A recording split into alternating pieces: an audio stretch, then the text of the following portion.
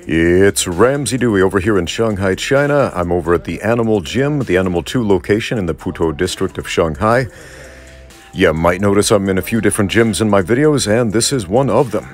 I'm here with a friend of mine who is one of the Taekwondo instructors at this gym, and we're going to demonstrate how to use Muay Thai pads. Now, holding the pad is very important. Do not insert the thumb underneath this loop here.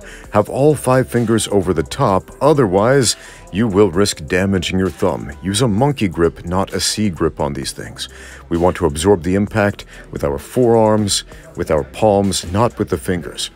Notice I am slapping the pad against my partner's fists, giving him force, and I'm holding the pads very close to my body, as close to the head as possible. Do not hold the pad away from the body like this. If you do that, if your partner hits the pad, it's going to potentially injure your shoulder. That's basically the same position as an Americana if you're familiar with jiu-jitsu. It's a shoulder lock. So again, keep the pads close to you, keep the elbows bent. Now when you hold for kicks, you'll notice I keep the pads close together at the top, a little bit open at the bottom, and hug tightly against my hips for body kicks. Let's take a close look at that.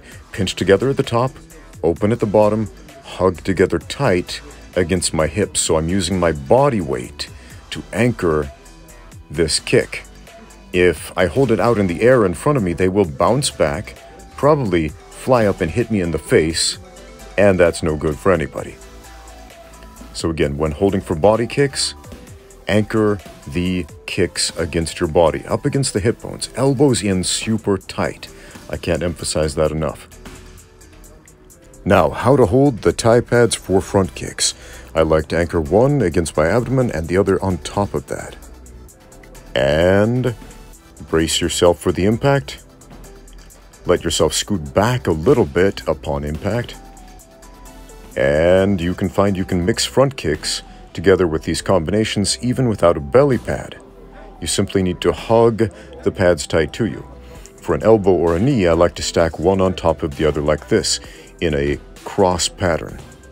One pad held horizontally, one pad held vertically. And again, hug tightly against my body. I'm using my body weight as the anchor so that I do not have the pads fly back and hit me. Now, for Taekwondo kicks, like spinning hook kicks, tornado kicks, etc., these kicks that require you to cut through the target, give yourself some give with a single one of these pads. Allow your arm to drop a little bit with the kick instead of trying to resist it 100% like you would for a heavy round kick to the body. Imagine the target is a human head and that kick is toppling that human head over sideways. So allow the target to have some give to it. We can use the same principle for all the basic Taekwondo kicks, like the axe kick, for example. Hold a single target out horizontally, pad facing up, and elbow in close to the body. Hold the pad away from your body instead of in front, so the kick doesn't go into you, but rather around you, as shown. And you can mix axe kicks into combinations quite fluidly with a little bit of practice. When holding Thai pads for leg kicks, use a lot of caution, because these kicks can generate enormous amounts of power. So make sure your partner understands that sometimes when we hold for leg kicks, we're simply marking through with minimal power. However, it is possible to hold both pads against the leg for better support. For an inside leg kick like this, I like to hold it against the inner thigh, and if you're not wearing a Thai steel cup, and maybe even if you are, maybe use the other pad to cover your groin just in case. This is a combination I like. The 4-point combination, inside leg kick, cross, hook, outside kick, and then follow with a teep for good measure. So you'll notice we're changing from the left side to the right side, to the left side, to the right side, back to the left side with each strike. It follows a few basic kickboxing principles. The high-low principle, the left-right principle. It's one of my favorite combinations. I'm not a big combination guy, but I love teaching this one simply because of the principles that it reinforces. We can set up spinning stuff with this, spinning elbows, spinning back fists, whatever type of spinning attack you want. Now, spinning attacks can generate a ton of power, so again, I like to stack both pads on top of each other like this, holding the elbows in super tight to the body so the pads have my whole body weight against them as an anchor, so I don't get ragdolled when my opponent throws a spinning back fist or a spinning elbow. Now you might notice sometimes I'm holding for high kicks, sometimes I'm holding for body kicks. Make sure you have absolute confidence holding for a body kick before you try holding for a high kick. It's very important for mixed martial artists to integrate grappling into pad work. Takedowns, sprawls, clinching, etc. So, from time to time, while I'm holding pads for my students, I'll shoot in for a double leg or a single leg takedown to allow them opportunities to practice their sprawls, timing the sprawls, and other takedown defenses. So, without announcing it, just periodically, shoot for the legs and let your partner react, and if he doesn't, just take him down. It's a great way to learn that simple lesson, develop takedown defense, and it also allows the pad holder to get some reps developing his takedowns. And I can't emphasize enough how much more important in many ways pad holding is for the pad holder than it is for the person hitting the pads. You can use a pad holding session as an opportunity to practice your striking defense. Here I'm throwing some front kicks at my partner as he parries them. I'm also going to throw some round kicks. He's going to practice catching them. If you got some shin guards on, practice checking the kicks as well. That's a super important skill set. If all you're doing is hammering the pads, you might as well be working with a heavy bag most of the time. So take these opportunities to develop very specific fighting skills. It's not just a one-sided street. You can give and receive on both sides of pad holding. So right here, very simple, high percentage technique. Catch the round kick, pull the kick with the hand you just caught it with, and fire off a right hand counter. A good pad holder is like a simulated sparring partner. A sparring partner that's not going to hurt you, but rather a sparring partner that's going to help you.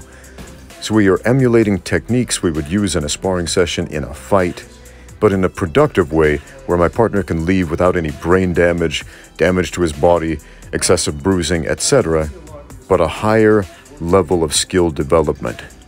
Almost anytime somebody does a kick with a spin or a jump, people on the internet shout, "Oh, that's flashy and impractical and that'll never work in a fight." Well, if your technique is not working in a fight, it's largely because you have not practiced it enough and not practiced it enough under the right conditions. For example, if you've never done a tornado kick in your pad work, you're probably not going to do very many tornado kicks with very much success in a fight. So practice the kicks you want to use. This is a combination I like: jab, side kick, follow with the right hand, or shoot for the legs immediately after the side kick. Man, I do not understand why people keep saying side kicks don't work, even as a joke on the internet. It's a silly thing.